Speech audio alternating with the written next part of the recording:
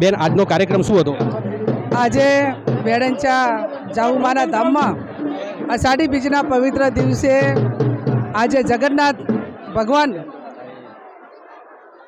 ભગવાનને પ્રાર્થના કરું કે સૌની સુખાકારી માટે ભાઈચારાની ભાવનાને આશીર્વાદ આપે અને આજના દિવસે અહીંયા લોકસભાની ચૂંટણીના અનુસંધાને જે માનતા માનેલી હતી કે માના આશીર્વાદ મળશે અને અમે વિજય બન્યા પછી અહીંયા ધજા ચડાવવા આવશું અને સાકર તુલા જે ભુવાજીને એમના સર્કલના જે ટ્રસ્ટનું જે મંડળ છે એ તમામ આગેવાનોએ સાથે કરીને રાખ્યું છે, ત્યારે એમનો હું આભાર માનું છું.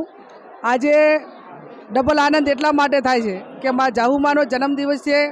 આજ ભગવાન જગન્નાથની જે કંઈ એક રથયાત્રા છે અને એક આ ખેડૂતો માટેનો આપણો એક પરંપરાગત રીતે આજના દિવસે તમામ ખેડૂતો એ સમગ્ર અષાઢી બીજ સારી જાય તો ખેડૂતોનું આખું વર્ષ સારું જાય. હળોતરાનો દિવસ છે ત્યારે આ તમામને શુભકામનાઓ પાઠવું છું અને જેણે માનતા રાખી છે એ માનતા રાખવાવાળાનો આભાર માનું છું અને મા જગદંબા સૌના ઉપર કૃપા કરે અને કાયમી લોકોની સુખાકારી રહે એવી મા જગદંબા જાહુમાને પ્રાર્થના કરું છું. જ્ઞાનીબેન, લોકસભામાં પહેલીવાર આપણે પાર્ટિસિપેટ કર્યું છે, અનુભવ કેવો રહ્યો આપણો?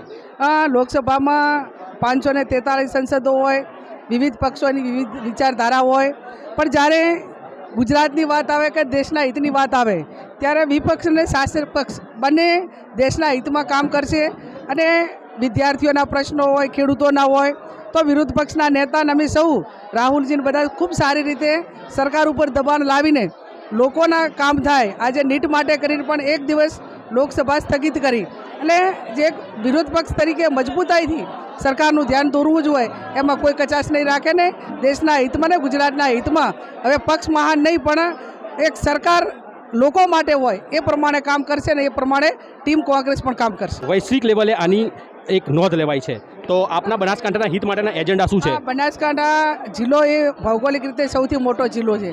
એના વિવિધ તાલુકાઓના વિવિધ પ્રશ્નો છે.